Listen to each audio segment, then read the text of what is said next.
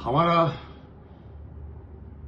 सनातन धर्म जितना सनातन है, जितना सतत है, जितना पुराना है, कोई इसकी कल्पना नहीं कर सकता। उसके अंदर से निकले हुए वेद, पुराण, ग्रंथ। मैंने कोशिश की है कुछ किताबें पढ़ने की, और मैंने एक चीज महसूस की है कि हमारे जो हिंदू धर्म कहो या हमारे जो जो हमारा जिसको इसको हम इतिहास ही कहेंगे, क्योंकि हमारा ये अब हमारे जमाने का ये हमारे धर्म का और हमारे पूरे का पूरे कहाँ से हम आए हैं, कब आए हैं, अनादिकाल से आए हैं। इसलिए हमारे धर्म के अंदर जितनी कहानियां हैं, हमारे धर्म के अंदर जितने कैरेक्टर्स हैं, हमारे धर्म के कहानी भी सुनने लगो तो जितनी विविधताएं हैं, मैं समझता हूं किसी भी और धर्म में नहीं है। सवाल ही नहीं उठता, कोई कंपेरेबल ही नहीं है, क्योंकि जितना पुराना हमारा धर्म है, ये तो सब अभी पैदा हुए हैं। मैं बात कर रहा हूं एक अपने धर्म की, इसलिए बात कर रहा हूं कि इसके अंदर पढ़ने जाओ तो विशाल भंडार है हमारे पास।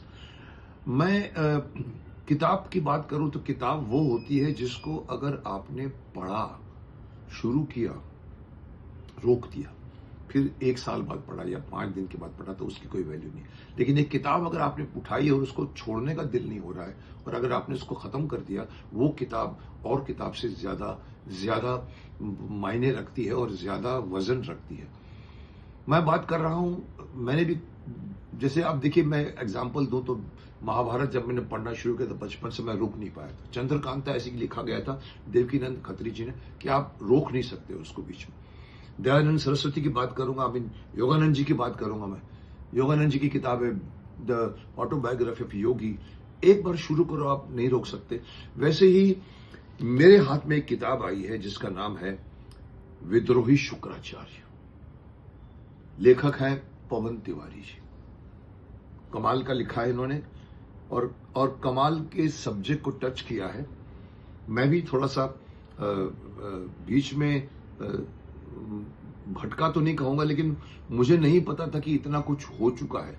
आप जानते हैं शुक्राचार्य जी जो है हमारे राक्षसों के गुरु कहे जाते हैं, जैसे बृहस्पति जी हमारे देवताओं के गुरु कहे जाते हैं। आपको पता है हमारे पूरे के पूरे इतिहास, पूरे के पूरे ग्रंथों में दोनों के बीच में लड़ाइयां होती रहती हैं। लेकिन ये शुक्राचार्य जी और बृहस्पति जी आपस में चचेरे भाई थे, मुझे नहीं पता था। ब्रह्मा के मानस पुत्र हैं और उनके ये पोते हैं, ब्रह्मा के मानस जो तो ये शुक्राचार्य जी, और जिनका नाम हमने अभी कहा, हमने जो कि भाई बृहस्पति जी, और इनमें से कौन गुरु बनेगा देवताओं का, इसके बीच में जो कुछ भी हुआ है, आज की राजनीति भी शर्मा जाए उसके सामने। आज की राजनीति में जितना उठापटक होता है एक पद को पाने के लिए, वो पद उस समय में भी ये चीज होती थी। मैं आज देखकर हैरान हो गया कि ये इतना, और इसको जो इन्होंने लिखा है कमाल का, उसमें बताने की कोशिश की है कि ये शुक्राचार्य जी, जिसको हम शुक्राचार्य जी बोलते हैं, हमको इतना पता है कि राक्षसों को ये ट्रेन करते थे और लड़ाई करने के लिए, लेकिन ये विद्रोही हैं, मुझे आज मालूम पड़ा। और इनके विद्रोह का कारण बहुत ब्यूटीफुली पवन तिवारी जी ने इसमें बुक में लिखा है कि क्यों उनको देवताओं का गुरु बनने से रोका गया, जिसमें विष्णु जी भी इन्वॉल्व, शिव जी भी इन्वॉल्व, लक्ष्मी जी से इन्वॉल्व, इंद्र जी इन्वॉल्व।